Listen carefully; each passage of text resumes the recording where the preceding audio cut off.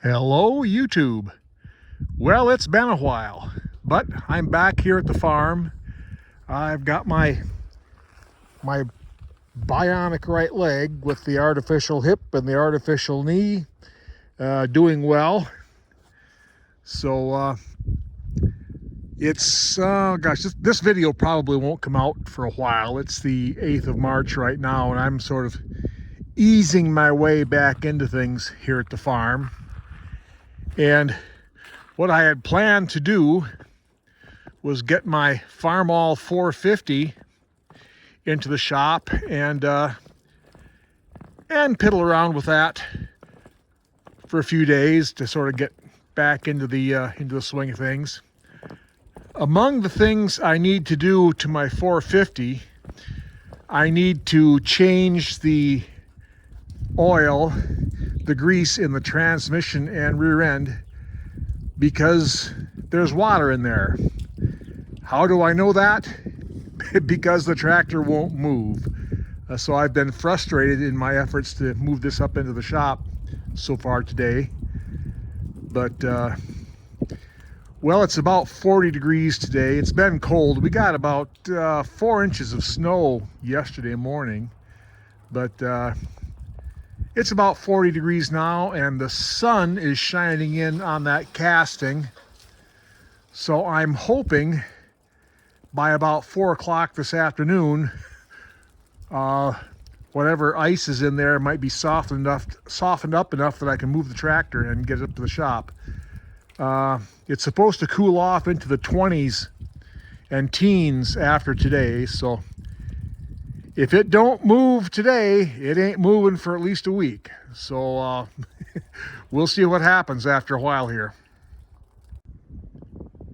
Well, by golly, it worked. Whatever was frozen in there melted. I think having the sun shining on that casting helped a lot. But we got her up here. I need to take the muffler off before I run it in the shop. I've got a couple issues I want to deal with on this thing. For one, I've got a little bit of a leak here from around where the hydraulic control valves are. I suppose it wouldn't be terribly surprising if some of those 65-year-old O-rings aren't sealing as good as they used to. Another issue, the steering on this thing has a lot of free play in it. It's pretty loose. I suspect the problem is in the upper part of the bolster. I don't know that for sure, but whatever it is, I'll find it and fix it. And one other issue I need to address is the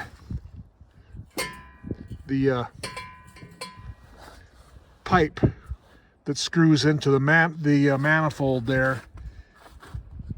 The threads in the pipe, or in the threads on the manifold, have all wore out over the course of the 65 years. So I am going to take the manifold off and weld that pipe onto it.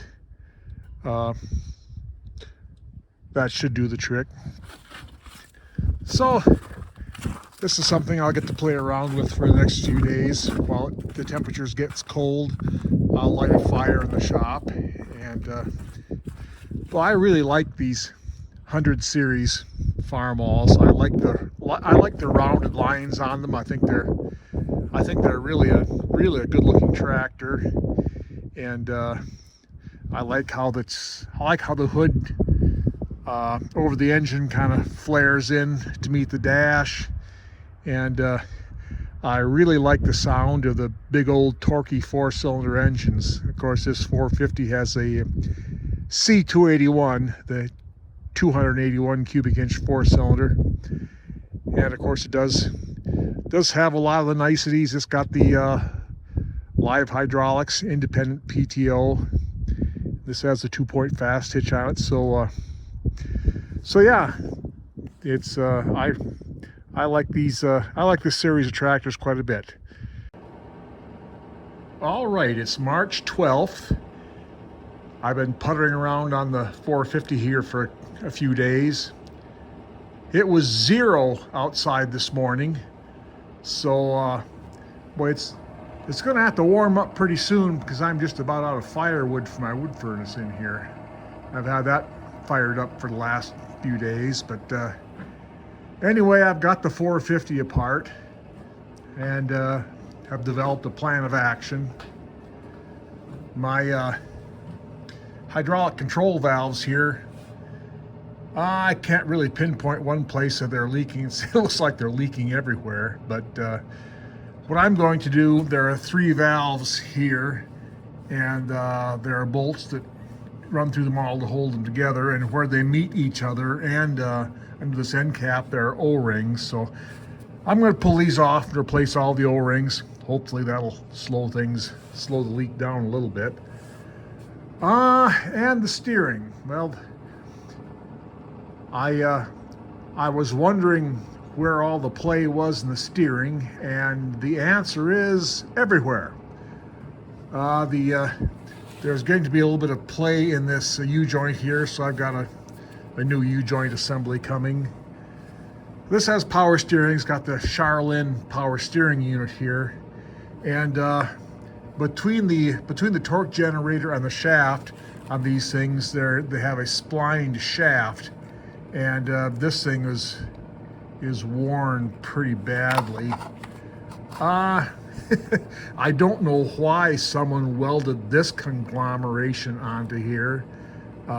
It was held onto the shaft with a roll pin in here like it's supposed to be. All this mess wasn't doing anything, but who knows. And up here in the bolster, in here, of course, the earlier tractors, like I think the earlier M's had a half moon gear in here on top of the bolster. This one has the full one that you can flip around when it gets worn. Unfortunately, this one has already been flipped around once, and what I found to be more troubling was that